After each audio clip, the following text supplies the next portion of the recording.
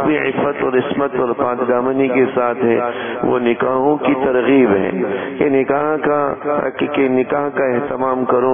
اگر اللہ جل شانہ نے وسعت دے رکھی ہے تو نکاح کا حکم دیا گیا ہر ایسے مرد عورت کے لیے جو نکاح کرنے کی طاقت رکھتا ہو، بیوی کا نان و نفقہ اور اس کا مہر برداشت کر سکتا ہو۔ وَأَنكِحُوا الْأَيَامَ مِنكُمْ، اور نکاحی کے ذیل میں اللہ جل شانہ نے یہ وعدہ فرمایا کہ یکونوا فقراء یغنیہم اللہ من فضلہ، اگر تم فقیر ہوگے اللہ نکاح کے تو فعل اپنے فضل سے تمہیں مالدار کر دے گا۔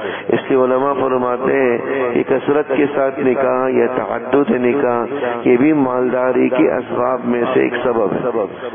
ہمارے یہاں کا مزاج یہ ہے کہ ہم کہتے ہیں کہ جب تک وہ کماؤں کوت نہیں ہو جاتا، اپنے پاؤں پر کھڑا نہیں ہو جاتا، اس وقت تک شادی نہیں ہو سکتی۔ اللہ جل شانہ خود نکاح کرنے پر مالداری کا وعدہ فرما رہے ہیں اور ہم فقر و فاقہ سے ڈر رہے ہوتے ہیں۔ یہی ہمارے ایمان کی حالت ہے۔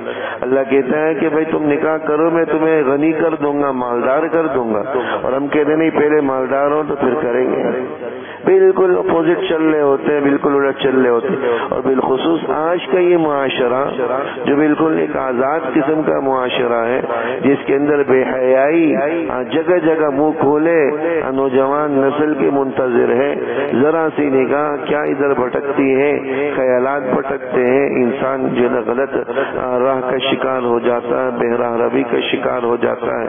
بے حیائی والے آلات عام ہیں، بے حیائی والے اسباب عام ہیں، بے حیائی والی چیزیں عام ہیں جو ہماری نئی نسل کو بہکاوے اور غلط راستے کی طرف لے جا رہے ہیں۔ اس وقت بھی وقت کا تقاضا یہ ہے کہ ہم اس قسم کی جو باتیں ہیں کہ پہلے پڑھ لکھ لیں اور پہلے جو ہے پاؤں پر کھڑا ہو جائے پھر شادی کر لیں، یہ تو ہم نے ٹھیک ہے نکاح کے اندر اخراجات ہوتے ہیں، لیکن یہ سارے اخراجات ہمارے خود ساختہ ہیں۔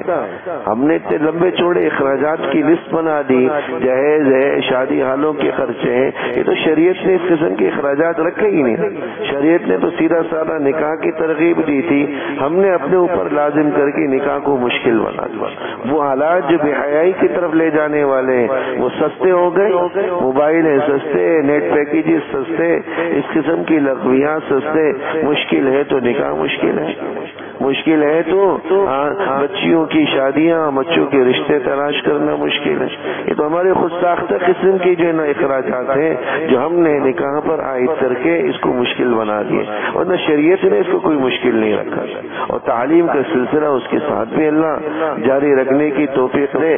ایسے ہمت والے لوگ ہیں جو اس کے ساتھ بھی جاری رکھتے ہیں۔ تو وقت کا تقاضا ہے کہ اگر ہم نوجوانوں کی عفت اور عصمت کو بچانا چاہتے ہیں تو نوجوانی کی حالت میں ہی ان کو نکاحوں کی طرف مائل کریں اور نکاح کا